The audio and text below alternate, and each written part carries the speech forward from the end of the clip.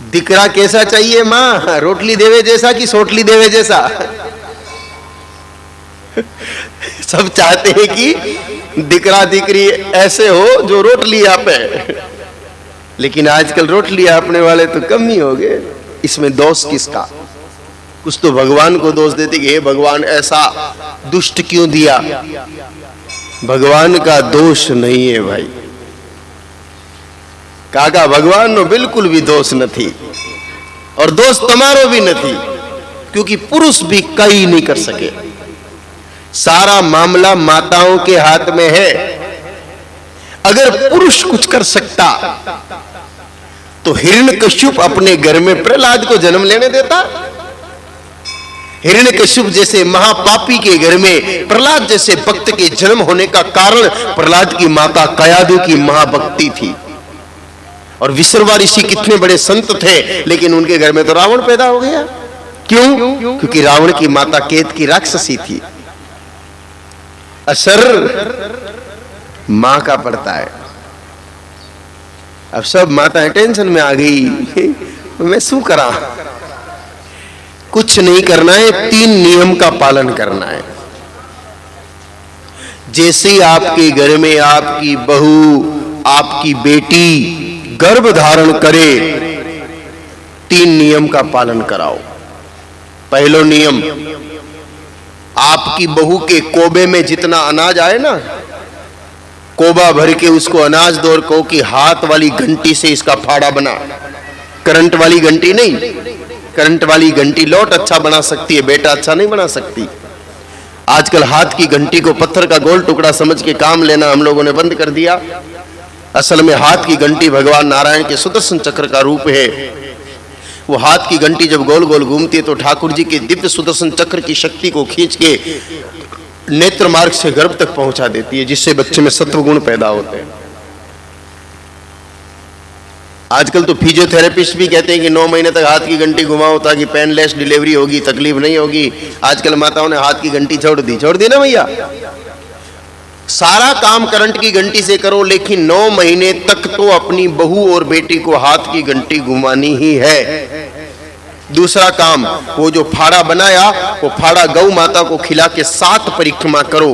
परिक्रमा में बहुत शक्ति होती है। धरती माता सूरज की परिक्रमा करती है और हम लोग भी भगवान की परिक्रमा करते हैं। जिसकी परिक्रमा करते हैं उसकी सत्वगुणी ऊर्जा अपने को प्राप्त होती है। और धर्म ग्रंथों में लिखा है सर्वे देवा गवामंगे, 33 कोटि देवताओं की दिव्य सतोगुणी शक्ति गौ के शरीर में रहती है।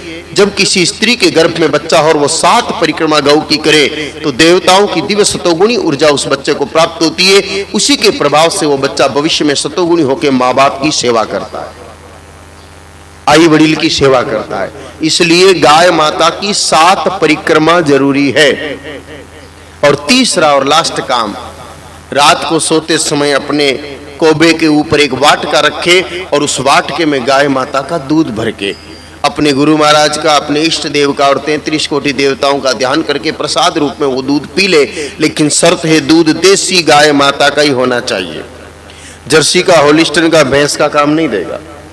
आप सोचोगे काका दूध तो दूध होवे, शू फर्क छे?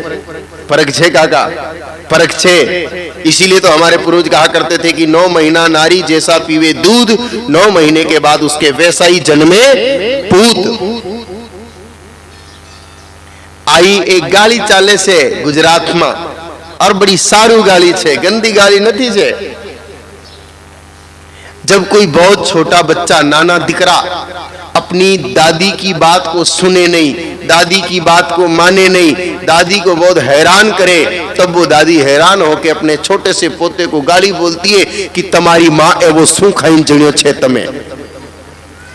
बोलो काकी बोलती है कि नहीं? अब इस गाली का अर्थ निकालो। इसका अर्थ कितना सुंदर है। ये गाली यूं समझ लो कि संतवाणी के समान है। ये गाली अपने को यही तो समझा रही कि माँ ने 9 महीने जैसा खाया वैसा छोकरा हुआ।